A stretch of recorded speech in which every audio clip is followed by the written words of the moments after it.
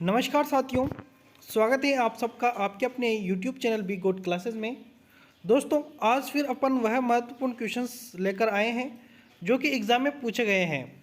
दोस्तों, तमाम क्वेश्चंस बहुत ही महत्वपूर्ण हैं क्योंकि एग्ज़ाम में पूछे गए हैं। सभी क्वेश्चंस फिटर थ्योरी के हैं और तमाम सभी फर्स्ट ईयर स्टूडेंट्स के लिए हैं। फिटर ट्रेड से संबंधित फर्स्ट ईयर स्टूडेंट्स के लिए यह क्लास बहुत ही महत्वपूर्ण है। सभी स्टूडेंट इस क्लास को अंतिम तक ज़रूर देखना। प्रत्येक क्वेश्चन आपके लिए बहुत महत्वपूर्ण है क्योंकि क्वेश्चन सारे एग्ज़ाम में पूछे गए हैं। ठीक है, इसलिए सभी क्लास को अंतिम तक ज़रूर देखना। वीडियो को अपने मित्रों तक ज़रूर शेयर करना ताकि आपके जो मित्र हैं वह भी इस क्लास का लुत्फ़ उठा सके, यानी कि क्लास ले सके और उनको भी इन क्वेश्चनों के बारे में पता चल सके। इसलिए आप हमारे लिए बस इतना सा करना कि वीडियो को लाइक कर और अपने मित्रों तक इसको ज़रूर शेयर कर देना।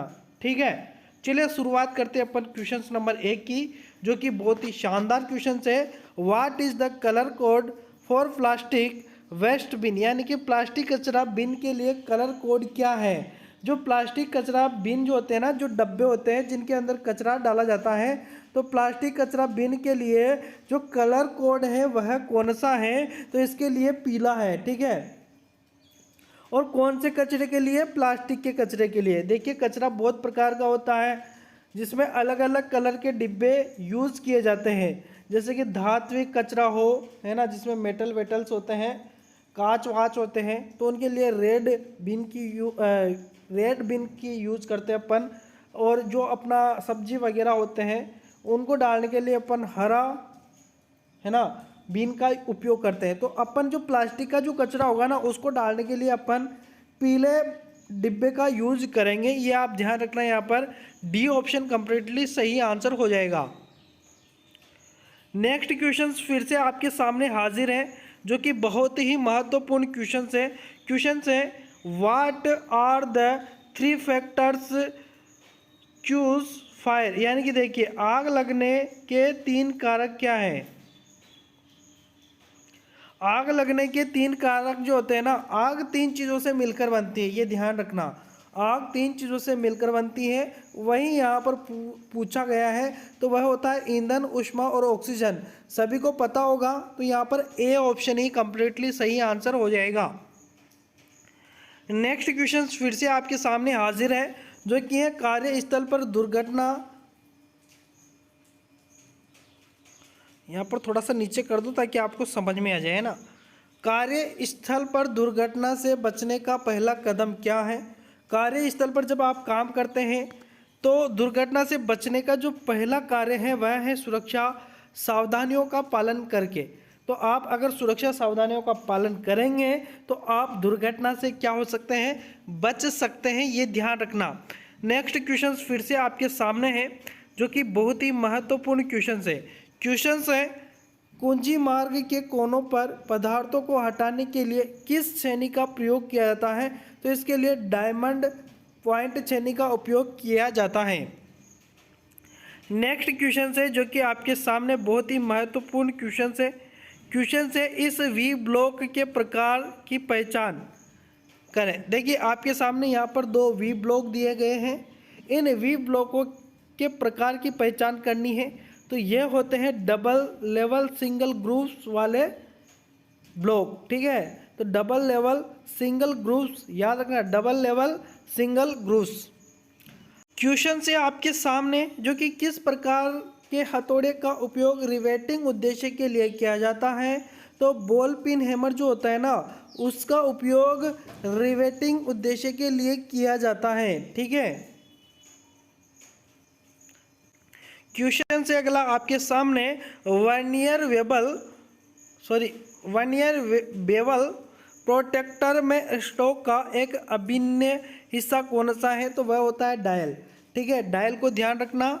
नेक्स्ट क्वेश्चन आपके सामने है जो कि कॉम्बिनेशन सेट के किस भाग का उपयोग 90 डिग्री और 45 डिग्री के कोण को चिन्हित और जांचने के लिए किया जाता है, तो वो होता है स्क्वायर हेड। ठीक है, नेक्स्ट क्वेश्चन पर फिर से आते हैं, वह है आपके फाइलों के दांतों के बीच फंसी धातु की चिप्स को हटाने के लिए किस विधि हटाने की विधि क्या है?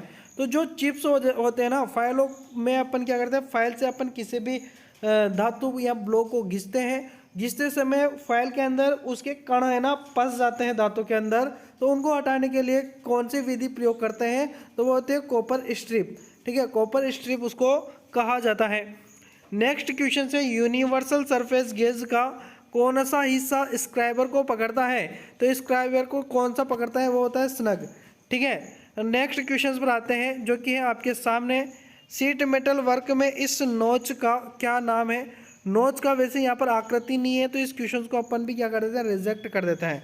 ठीक है, अगला क्वेश्चन आपके सामने। कास्ट आयरन में ड्रिलिंग के लिए किस कटिंग फ्लॉयड का उपयोग किया जाता है? तो इसके लिए ड्राई एयर जेट का उपयोग किया जाता है। नेक्स्ट क्वेश्चन आपके सामने। स्टील की सोल्डरिंग के लिए किस फ्लक्स का उपयोग किया जाता है? तो स्टील की सोल्डरिंग के लिए जिस फ्लक्स का उपयोग किया जाता है वह अमोनियम क्लोराइड होता है। ठीक है, क्लास को 1 या 2 बार ज़रूर देख लेना, क्योंकि मैं थोड़ा सा फास्टली कर रहा हूँ, तो आपको एक बार में अगर कुछ चीज़ें याद नहीं होती हैं तो उसको दूसरी बार में आप याद कर लोगे। रिवेट के निर्माण के लिए उपयोग की जाने वाली सामग्री क्या है? तो वह होती है माइल्ड स्टील। ठीक है, नेक्स्ट क्वेश्चन पर आते हैं। देखिए, इसका भी आकृति यहाँ पर नहीं दी गई है, तो इसको भी अपन रिजेक्ट करेंगे। नेक्स्ट क्वेश्चन पर आते हैं। कौन सी धातु की सीट पानी और मौसम के संपर्क को झेल सकती हैं? तो वह होती है जस्ता लोहा। ठीक है, जस्ता लोहा इसको कहा जाएगा। नेक्स्ट क्वेश्चन है। ऑक्सीजन सिलेंडर का रंग क्या होता है? ऑक्सीजन सिलेंडर का जो रंग होता है ना वह कौन सा होता है? काला होता है। लाल आपके एलपीजी सिलेंडर का होता है। एलपीजी सिलेंडर का कौन सा होता है? लाल होता है। ठीक है, अगला क्वेश्चन है जो कि है ऑक्सीजन सिलेंडर की भंडारण क्षमता क्या है? तो ऑक्सीजन सिलेंडर की जो भंडारण क्षमता होती है ना वह होती है 7 mm क्यूब। ठीक है, क्यूब यानी कि आयतन होता है, 7 मीटर क्यूब होता है। ठीक है, अगला नेक्स्ट क्वेश्चन है। वेल्ड दिशा में उत्पन्न होने वाली विकृति का क्या नाम है? तो इस विकृति का नाम है लॉन्जिट्यूडनल विकृति। नेक्स्ट क्वेश्चन है। रेगुलेटर को जोड़ने से पहले सिलेंडर वाल्व सॉकेट को कौन सी प्रक्रिया ब्लो आउट कर देती है? तो वह होती है क्रैकिंग। ठीक है, नेक्स्ट क्वेश्चन है जो कि है थोक उत्पादन में कौन सा कंपैरेटर प्रयुक्त होता है? तो वह होता है न्यूमेटिक। ठीक है, नेक्स्ट क्वेश्चन है। यदि छेद का आकार स्थिर रखा जाता है और शाफ्ट अस्थिर है तो सिस्टम का नाम क्या है? तो इस सिस्टम का जो नाम है वह है shaft based system. Next question है। डायल टेस्ट की रीडिंग किस हिस्से से प्राप्त करते हैं? तो वह होती है सूचक यानी कि पॉइंटर। नेक्स्ट क्वेश्चन है जो कि आपके सामने। उस उपलब्ध BIS यानी कि ब्यूरो ऑफ इंडियन स्टैंडर्ड प्रणाली में आधारभूत रिक्त स्थान की संख्याएं क्या है? तो वह है 25। ठीक है, नेक्स्ट क्वेश्चन है जो कि है खरोष्ट स्क्रॉपिंग के समय आप उभरे हुए स्थान को कैसे पहचानेंगे? तो वह होता है प्रसियन ब्लू। नेक्स्ट क्वेश्चन है। भागों की अंतर चूड़ियाँ को नापने के लिए कौन से गेज का उपयोग होता है? तो वह होता है थ्रेड प्लग गेज। ठीक है, नेक्स्ट क्वेश्चन है। थ्रेडिंग के लिए ड्रिल किए गए छेद के अंत में चेम्फरिंग के लिए काउंटर सिंक कोण क्या होता है? तो वह होता है 120 डिग्री। नेक्स्ट क्वेश्चन है। आंतरिक मैट्रिक मोर्स टेपर्ड होल्स को रिमिंग करने के लिए किस रिमर का उपयोग किया जाता है? तो यह होता है समांतर सेक के साथ सॉकेट रिमर। ठीक है, नेक्स्ट क्वेश्चन है। चूड़ी के दोनों सतहों से जुड़ने वाली शीर्ष सतह को कहते हैं? तो इसको अपन कहते हैं क्रेस्ट। ठीक है, नेक्स्ट क्वेश्चन है।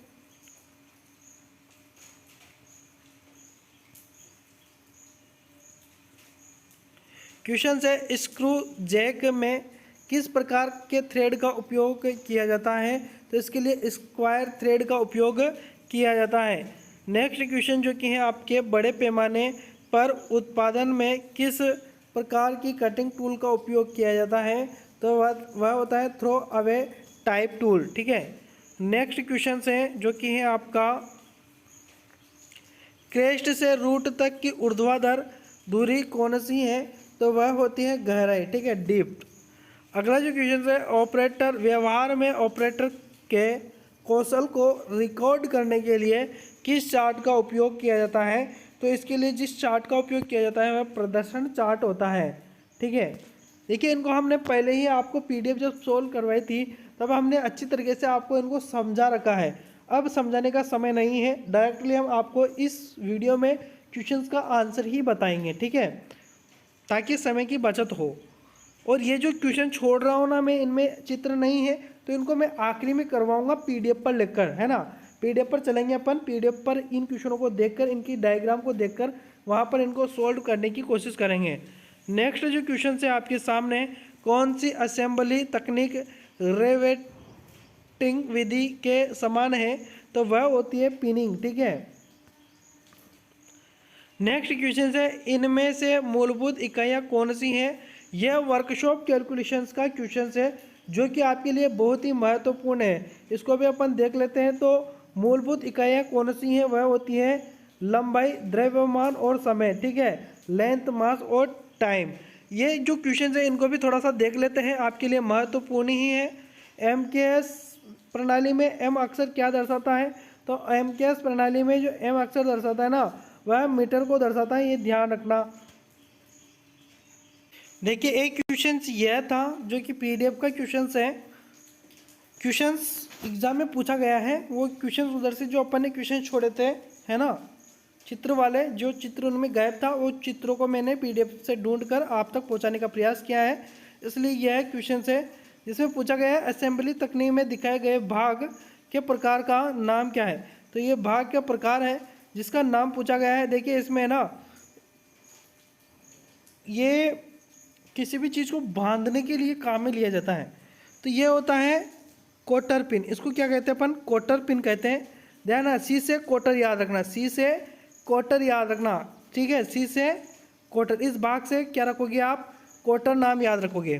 देखिए यहाँ पर आप ध्यान देना, है ना, थोड़ा सा ध्यान देना। यहाँ पर क्वेश्चन पूछा गया है आपके सामने, इस ऑपरेशन का नाम क्या है? ठीक है, यहाँ पर देखिए ऑप्शन दिए हैं, स्क्वायर शोल्डर, फिल्टेड शोल्डर, बेवल्ड शोल्डर और अंडर कट शोल्डर। इसका देखिए यहाँ पर, इसके बाद में मैं आपको चित्र के पास ले चलता हूँ। अब यहाँ पर जब आप चित्र को देखोगे ना, तो यहाँ पर ये पीडीएफ के अंदर चित्र है ना, पीडीएफ का क्वेश्चन है, 176 नंबर पर है ये। तो इस ऑपरेशन का नाम क्या है? यहाँ पर ये ऑपरेशन, यहाँ पर चित्र डायग्राम दिया है, लेकिन यहाँ पर आपको मिस्टेक मिलेगी।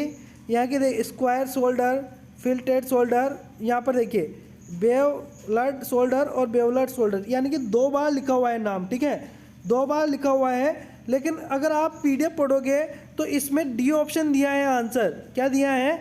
डी आंसर दिया है। और यहाँ पर लिखा हुआ है बेवलड शोल्डर। ठीक है, और यहाँ पर समझना, यहाँ पर आंसर क्या दिया हुआ है? ए ऑप्शन दिया है। यानी कि देखिए 176 नंबर पर क्या दिया है? ए ऑप्शन दिया है। यानी कि अपन पीडीएफ के हिसाब से आंसर माने तो कौन सा आएगा? Square shoulder. ठीक है, स्क्वायर शोल्डर। लेकिन जब एग्जाम में यह क्वेश्चन आया ना, तो इन्होंने चित्र तो गायब कर दिया। ठीक है, इसमें चित्र ही नहीं है। अब एग्जाम में आया था या नहीं आया था तो हमें पता नहीं है, लेकिन देखिए यहाँ पर तो बच्चे ने कौन सा किया? जो उसने पीडीएफ में पढ़ा वही तो करेगा। अब देखिए यहाँ पर देखिए बच्चे ने जो आंसर दिया वो वही तो देगा जो एग्ज़ाम में पूछा गया है। और जो उसने याद किया स्क्वायर शोल्डर, काफ़ी समय से आपने भी स्क्वायर शोल्डर ही याद किया होगा, लेकिन यहाँ पर कौन सा माना है? डी ऑप्शन को राइट आंसर माना, यानी कि अंडर कट शोल्डर। तो आप भी ध्यान रखना, इसका डी आंसर आज से ही याद कर लेना, यानी कि अंडर कट शोल्डर इसका सही आंसर होगा। ठीक है, तो ये कुछ गलतियां हैं पीडीएफ के अंदर जिनको बच्चे पढ़कर उनको ही सही मान रहे हैं और वही दिक्कत कर रहा है बाद में। तो यहाँ पर आप क्या याद रखोगे? डी ऑप्शन से याद रखोगे, अंडर कट शोल्डर। ठीक है, एक क्वेश्चन यह आया है आपके एग्जाम में, ये वाला यहाँ पर दिया है, एक्स चिन्हित भाग का नाम क्या है? ये आपके सामने जो चित्र है ना, ये लेथ मशीन का चित्र है। ध्यान रखना, लेथ मशीन में यहाँ पर ये इस शाफ्ट के नाम पूछा है कि ये कौन सा है? तो ये फीड शाफ्ट होती है। ठीक है, कौन सी शाफ्ट होती है? Feed shaft. सी ऑप्शन यहाँ पर सही आंसर है, ये ध्यान रखना। साथ ही साथ इस क्वेश्चन को भी आप देख ही लीजिए। एक क्वेश्चन पूछा गया है, यह जो कि 100 नंबर पर है।